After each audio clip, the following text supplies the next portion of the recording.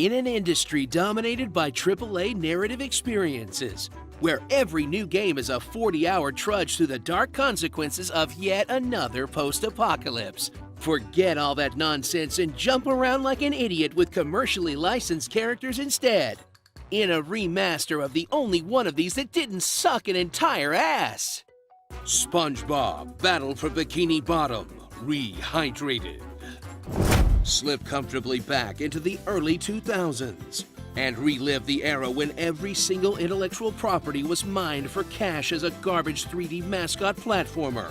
As you explore this loving recreation of the setting and characters of the SquarePants-averse, in a remaster that's pretty much exclusively for fans of the original, children, and, like the show, extremely inebriated adults. That's my, fish tank. Get ready to fall to your death from the top of your favorite set pieces from SpongeBob and travel through lovingly recreated stages that will have you exploring every nook and cranny to find one of the many collectibles that will eventually lead to another golden star, spatula. Change into a handful of different characters, each with their own unique mechanics, to hit a bunch of switches and bop a bunch of robots on your way to the next puzzle, which range from awarding you items for doing basically nothing, to giant Rube Goldberg machines that require a goddamn PhD in SpongeBob to complete, until you reach the boss, gain a new ability, and start all over again in a fresh hell of floating ledges. Because even Dark Souls can't compare to the frustration of falling off shit in a PS2-era platformer. Just get on there, SpongeBob, you square idiot! Ow! Enter the shallow depths of the SquarePants lore, as Battle for Bikini Bottom justifies its events with an extremely low-effort storyline, where the town is overrun by robots from the botched plans of Plankton.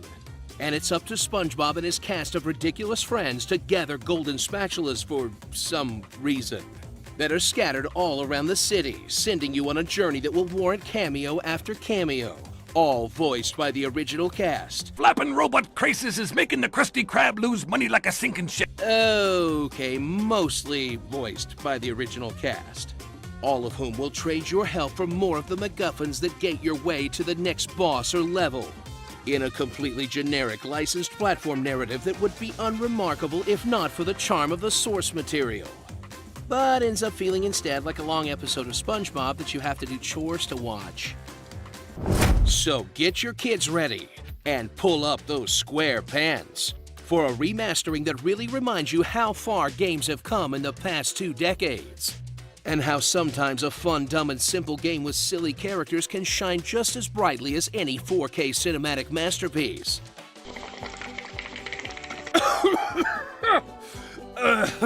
Sorry, that was my, bong. Oh, wait, shit.